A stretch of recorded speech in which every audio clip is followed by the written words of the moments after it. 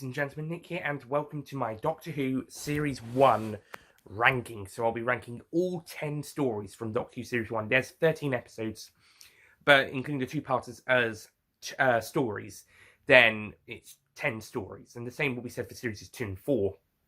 And I think 5 as well. 3, it's 9 stories because we've got a 3-parter, and it's going to get a bit more complicated once we get to Series 6. Okay, so Doctor Who Series 1, which I have on DVD here. This is actually my first copy of Doctor Who Series 1. I've also got this one, which, because this one's discs are a bit scratched, a bit too broken, so got this one back in August 2014, 7 years after getting this one, and Series 2 as well. Got a new Series 2 as well back in 16, I think.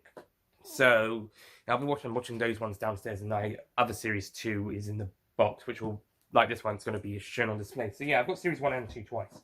The first copies of those two were my first 2 Doctor Who DVDs back in May 2007.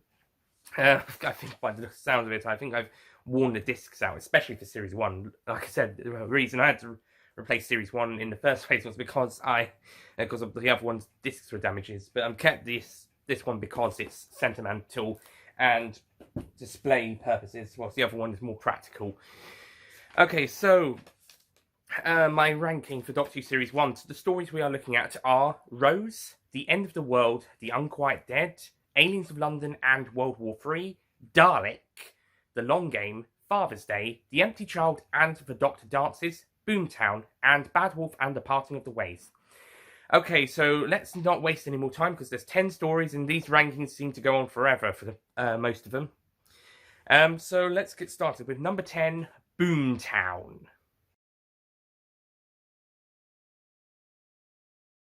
Now, before I say anything, I think all 10 stories are actually really good.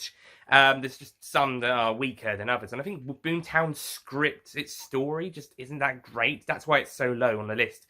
But I think it makes up with that, with the directing and the acting, well, for the most part. But I think the script and the dialogue, apart from a few great lines in the canteen, the restaurants and a few comedic moments, it's not that great. There's some fun scenes, like when the Doctor is talking to this secretary guy, and the secretary says, "Oh, Mrs. Blaine's a bit busy now. Could you come back later?" And the Doctor's like, "She's climbing out the window, isn't she?" That's a really great bit. I think the first half of the episode is stronger than the second half overall. I think the second half has a couple of great moments.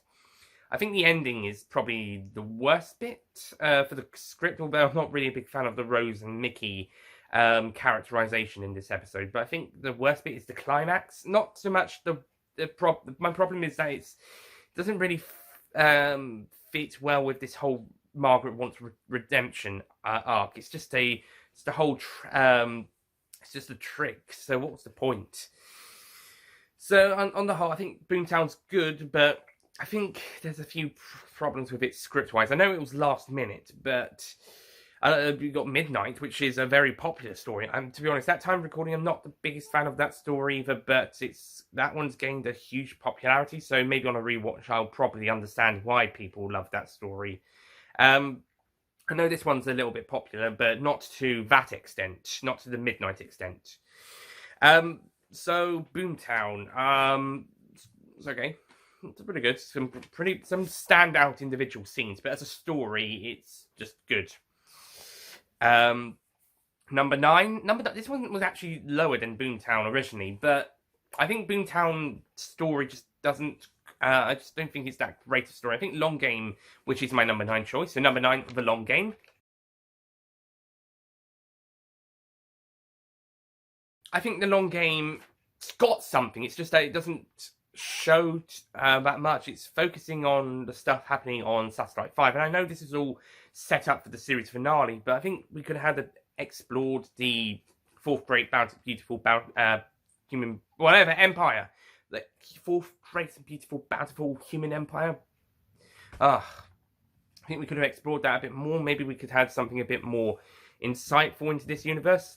I know this is just, again, it's pretty much setting up the last 2 episodes of the series, but it feels like there could have been a bit more with it. Some interesting bits, but ultimately not the greatest story. This is definitely a filler episode, and also the Adam subplot just doesn't work. I know they're trying to show he's not a companion, he can't cut it as a companion, but it's literally his first story after joining the TARDIS. So, yeah, it feels like doesn't quite work as well. It might have been better if he was a more likable or interesting character, but he just isn't. So, yeah, that was more likable and interesting characters from the last episode that could have joined the TARDIS that didn't. Goddard was actually a good character. I think she could have made a good companion, for example. Or maybe Mickey could have joined the TARDIS in World War III after all, instead of having to wait till Series 2. But I just think Adams isn't that great. I think Bruno Langley does okay in the role, but I just don't think he's that great of the character's that great. And the fact that they just took him here and they just decided to just get rid of him afterwards, I think, yeah, I don't know. It's either wasted the potential or something that should have not bothered with. If you wanted to show a companion not cutting it, that's fair enough, but you've got to do something a bit more with that. And I think another episode might have helped, but ultimately, yeah, the long game's got a couple of problems, but I think they're not showing that much of the world and just focusing on the space station, and the Adam stuff are the worst bits. That being said, I think Simon Pegg is possibly the best humanoid villain of the series. I mean, I like the Empty Child, and I like Margaret Blaine, the Slitheen, when it's disguised as Margaret. But I think Simon Pegg probably just brings such a delicious performance, and I think the character of the editor might be the basis of Johnson's master that we'll see later on. But anyway, moving on to number 8. This one I actually think was pretty impressive, but that's pretty much about it. The End of the World. Now, this one's a pretty good episode. It's got some great alien creatures, although some of them do look like they've been put together. Yeah, look more like they belong to the classic series than the new series, but some other interesting designs and some great visual effects and some pretty exciting music and exciting moments. But I think, again, the story is good. I think it's good. It's a good story. I think there isn't a huge amount. I think series 1 and 2 have stories that feel that they either just within the 45-minute mark or a little bit less than the 45-minute mark, which is a contrast to something that happens in the Moffat and Chibnall eras where they feel like they should be longer than 45 or 50 minutes. I think Russell's ones, at least this early on, some of them fit more in the 40, maybe even 35-minute marks, run times, which pretty much means that they hit 45 minutes easily. Anyways, but anyway, I think it's a good episode, but I don't think it's that spectacular, apart from in the visuals, which are looking really good. Number 7 is actually, I kind of enjoyed this one a bit more on the rewatch. I think this one's a bit more a good story, and I like the mystery building in its first half of the story, and then in the second half it kind of goes it does get a bit comedic and campy, but it's still pretty fun, and there's some serious stuff. And for all those complaining that Doctor Who doesn't get political before 2018 or 2017, watch this story again. I know it's got the Slitheen in it, but watch it again anyway. Aliens of London and World War III. This story is very politically heavy, especially in part 2. So, yeah, stop moaning. That classic series has been very political. Again, stop moaning. P.S. This is for the people who are saying there's no politics before 2017 or 2018 in Doctor Who, not the ones who have a actual issue with the politics 2017 onwards. Anyway, but Aliens of London, World War III, I think this is a fun story, some good concept, pretty interesting, and lets the side characters get a lot of great stuff to do as well. And also some really... And actually, the Slitheen are quite intimidating in some places, too campy in other places, naturally. I think they have kind of an uneasy balance between the two. But I think there's some pretty good, great moments with them when they have to be scary or intimidating in places, whilst there's some... But at the same time, they are very, very goofy and campy creatures. Well, never mind. But still pretty good. But still a good story in its own right. Okay, moving on to number 6. This one is... I don't know if it's right of me to say this is only 6th. But I think it's... I think this is I think this is right. Number 6 is the first story of the revived Doctor Who era, Rhodes. Rhodes is a very good way to open the revived era of Doctor Who. It's a very good start to the show and a very good start to the series. Get a good introduction to Rose Tyler, even though she can be a bit of a little bit unlikable in some places, a little bit questionable in some decisions. You know, maybe the series was supposed to explore that and make it a bit better. I mean, I don't think it completely succeeded there. Same for Series 2, but no, good start, I guess. Supporting characters also get off to a good start, and the Doctor is off to a great start as well. And after, well, about 15 years and how many months? About 4 months since Survival Part 3. Yeah, this is the first regular Doctor Who back, minus the TV movie and other Wilderness Year specials that have been reviewed.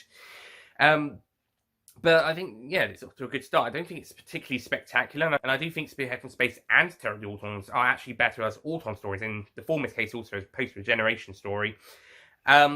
But I think this one's still pretty solid, pretty good way to open the revival. I would also say the same about An Unearthly Child as a whole story. Just trying not to think about the other 3 episodes as much as the first. Anyway, moving on to number 5. So from this point onwards, spoilers for the top 5 9th Doctor stories ranking. Okay, number 5. This is also all the episodes up to this point have been written by Russell T Davies, including Boomtown, which he wrote as a replacement to the one someone else was going to write. So every story up to this point has been a Russell T Davies story. And, you know, Russell T Davies, he's a great writer. But for Series 1, he wrote 8 episodes, which I think is the most a writer has written for the show ever. I mean, Chris Chibnall probably tried to beat that record by writing 6.5 of Series 11, including the special resolution in that case. No, Christmas Invasion, I'm counting as Series 2, okay.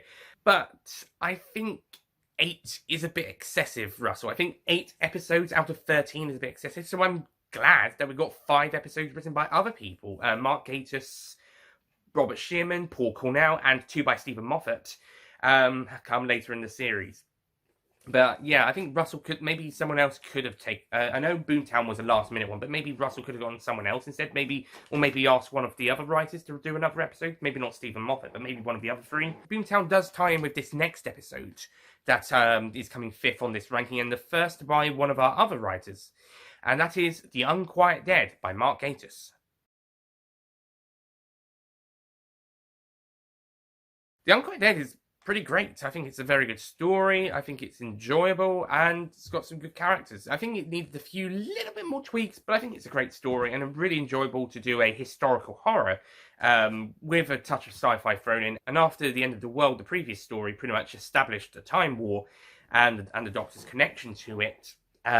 This story kind of takes it a little bit further, with the Gelf explaining that their planet was lost in the war, in said time war.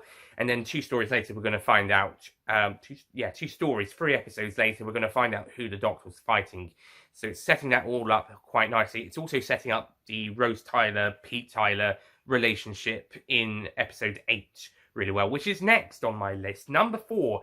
We're now into 10 out of 10 territory for Series 1. The next 4 stories on this list are 10 out of 10s, easily.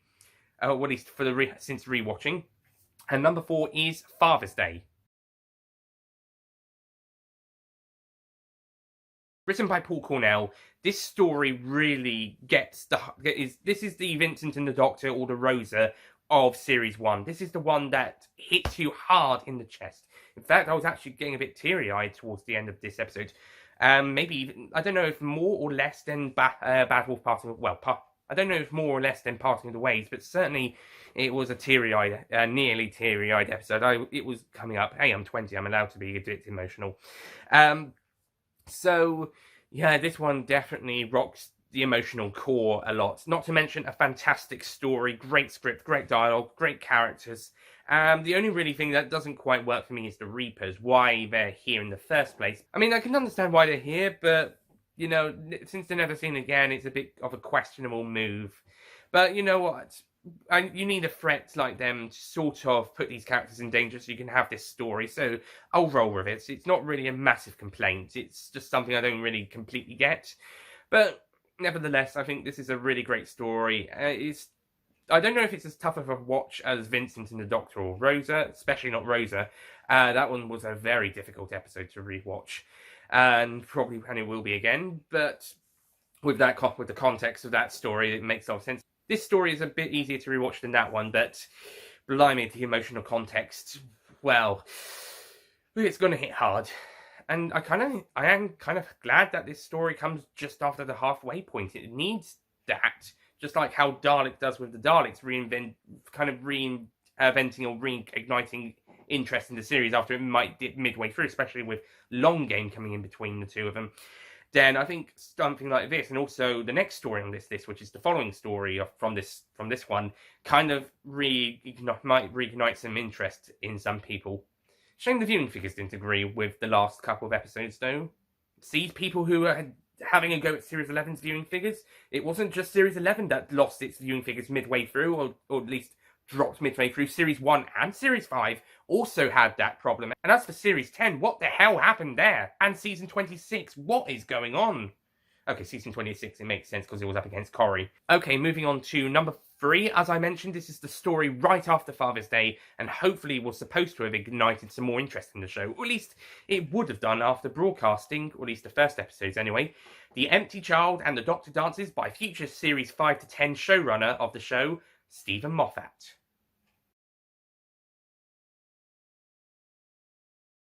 Say what you like about Moffat now, following his 10 years, but back in 2005, this was probably the most popular story of this series, and by 2008, Moffat was probably the most popular writer of the show, at least after Russell, at the very least. Hence why he was the most popular choice for showrunner for Series 5. And again, say what you like about his showrunner, but I don't really think it went downhill until at earliest Series 6. At earliest, and in fact, midway through Series 6 even, at earliest. At latest, maybe Series 8 or 9. But The Empty Child and the Doctor Dances, you can't deny, because it's probably the most popular story of this series, and one of his most popular stories. I think maybe second most after Blink, at least pre his showrunner tenure at the least. This is this is a great story. Some brilliant characters, great setting. The 1941 setting won't get overused just yet. It will when Moffat is the showrunner a little bit. Not as much as 1938, but it will get a bit overused. That's why in my Series 12 video on the Series 12 trailer reaction on the Universals recently, I was glad that they're going to 1943, not 1940-1. Even though Custer Fenwick did 1943. Can we have 1939, 40, 42, 44, 45 next time we do a World War II story? At least it's not 1941 again. Anyway, so back to Empty Child Doctor Dances. Great story. Also got introduced to one of the best companions of the show, Captain fucking awesome Jack Harkness. He's off to a little bit of a rusty start, but he's still a really great character and fun to watch around, especially in Doctor Dances. And by Boomtown, he will be an amazing character.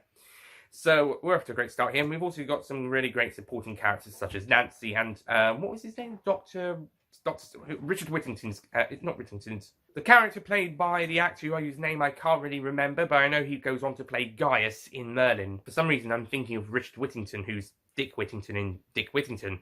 Apparently he's a real-life person. In fact, I'm living in a town that's kind of, well, the village I think he originally came from has kind of become part of the town I'm now living in. Fawley was the village I think he came from, hence Richard Whittington's school in Fawley Park, and that's part of Bishop Stortford, the town I'm living in. Not living in that part of Stortford, I'm living in the north of the town. Anyway, so, yeah, but actor who I'm calling Richard Whittington for some reason, he's great. And the Empty Child itself is a pretty creepy and menacing villain, and the idea of it just being a child, that is great. That is just some really great stuff. And the twists and turns involving Jack and Nancy are really great as well. And Christopher Eccleston is at his most charming in this story, and he's probably at his happiest by the end of Doctor Dances. For the first time, everybody lives. Well, the first time there's been some sort of problem at the very least. And yeah, a happy ending all round. Brilliant stuff. Okay, moving on to number 2. Now, number 2 is actually kind of probably the biggest story of this series pre the finale, and it's only one single episode. This story also takes very strong inspiration from a Doctor Who Big Finish audio that I shall now get out. But yeah, this one is quite an important one for the relationship between the Doctor and a classic returning villain. There goes some sunglasses. Who is revealed to be the villain of the Time War, and it is, of course, this story, written by Robert Sherman, is, of course, Dalek.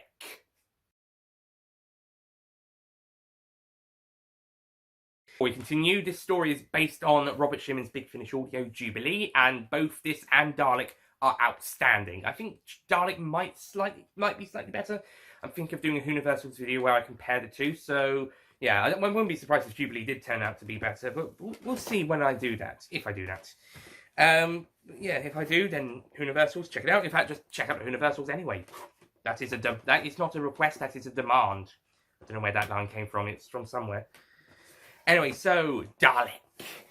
Wow.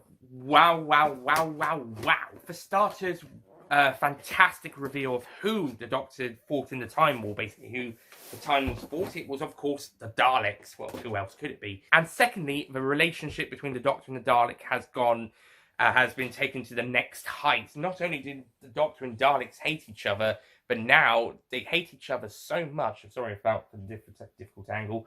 They hate each other so much, they're prepared to destroy each other following the events of the Time War, and they even get disgusted at each other's presence.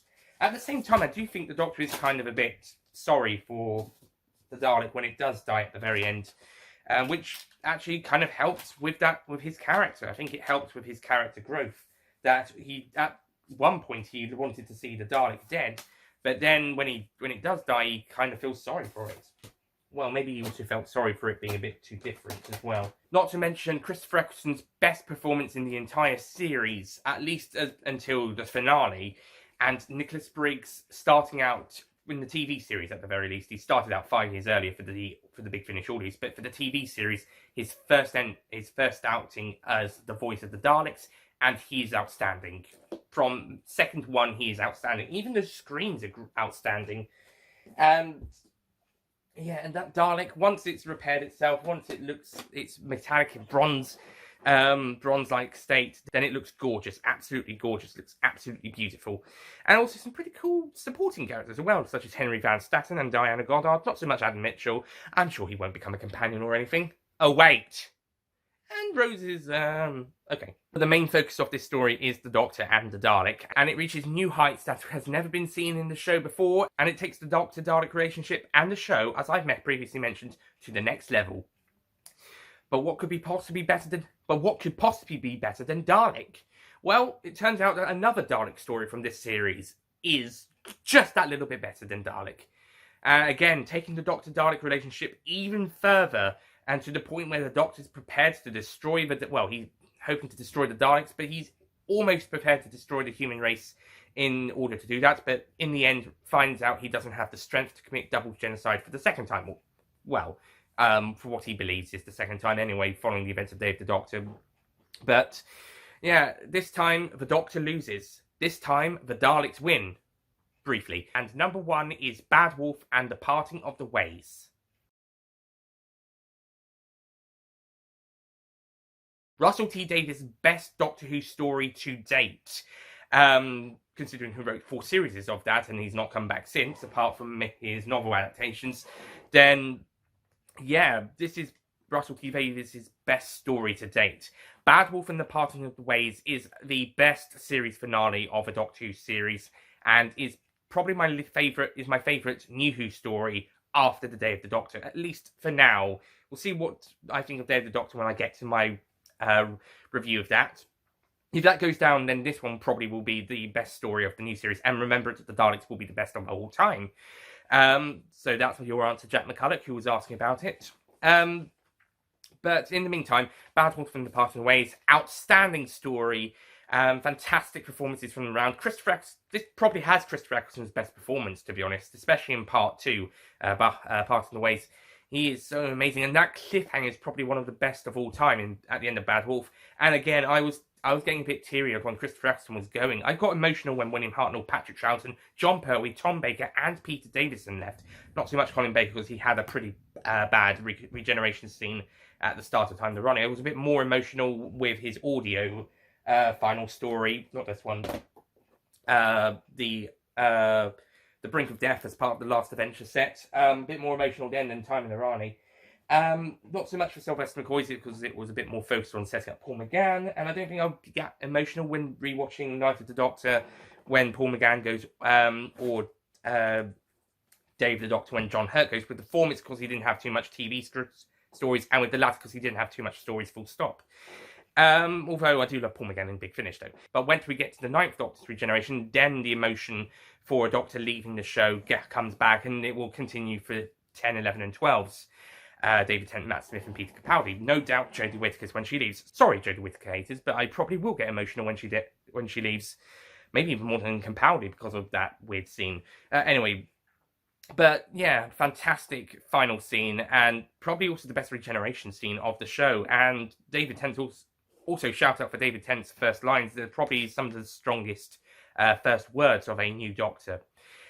And before all that, outstanding stuff, outstanding visuals, outstanding cinematography, editing, directing, performances, writing, everything just fell into place so perfectly for this episode that but even by 2019, it's still the best new series episodes, depending on how I feel of Day of the Doctor after rewatching that.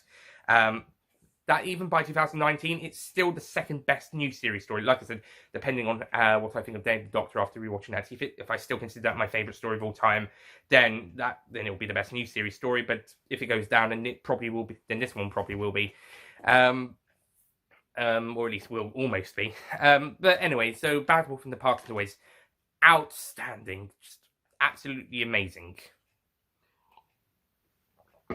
So to recap the list, number 10 is Boomtown. Number 9 is The Long Game. Number 8 is The End of the World. Number 7 is Aliens of London World War 3. Number 6 is Rhodes. Number 5 is The Unquiet Dead.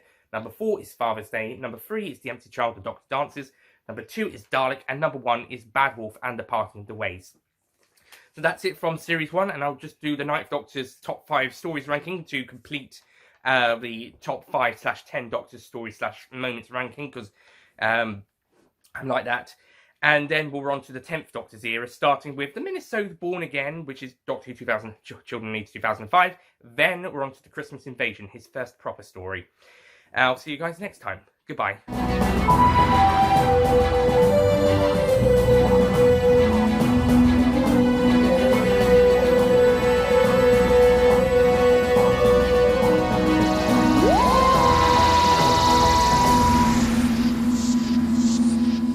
Don't forget to click below to subscribe to the official Nicholas Payne Retro YouTube channel. I think that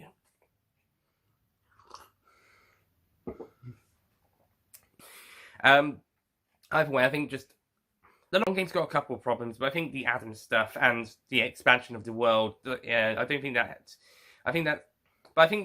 That being said, Simon Villain probably is the best human or humanoid villain of the series. His character, the editor at least. I say humanoid. Well, after the Empty Child, perhaps, but and discluding after Margaret Slevine, after Margaret Blaine. Well, and I think, in fact, it's also been okay. I know some people are moaning about the fact that I know some people's complaints are that it's overdone a bit more. And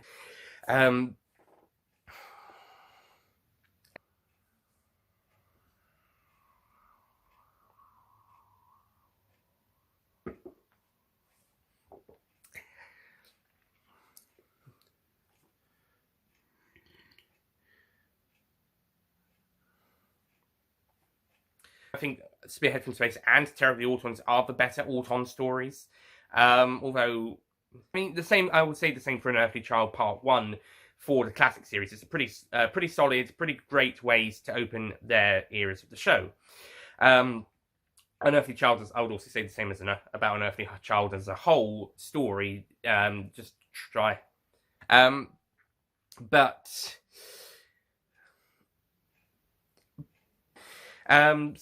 yeah, maybe he does. But Boom, I think decent, very good. But I think it's a great story and pretty great And also, after the reveal of the Time War in the last story, The End of the World, it actually puts some influence. And after the events of the time, but you know what? I can understand a little, but I can get this story definitely is this story is a bit easier to rewatch than those two, but I think this and series 9 and 10 and some of the later classics.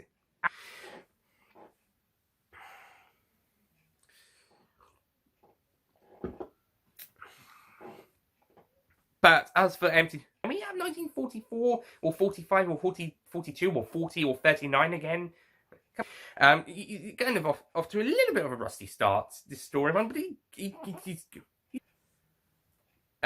Is it Richard Whittington's?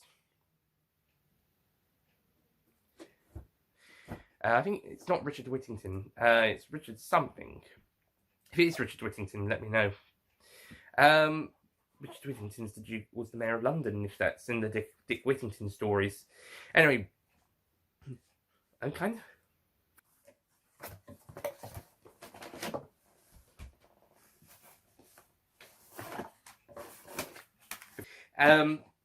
and secondly, hang on.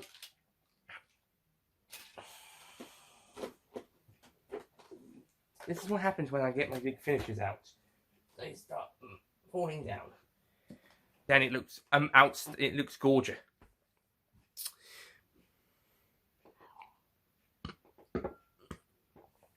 And it reaches new heights. Wow,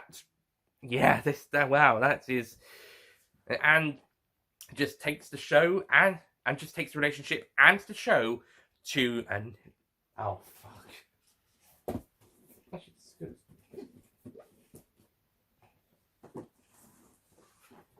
And it takes the show, and this is Bad Wolf and. But when we come to the 9th Doctor's regeneration, then now I'm more emotional. But once we come back to the sorry, Jodie Whittaker haters, but I like her as the Doctor. I mean, yeah,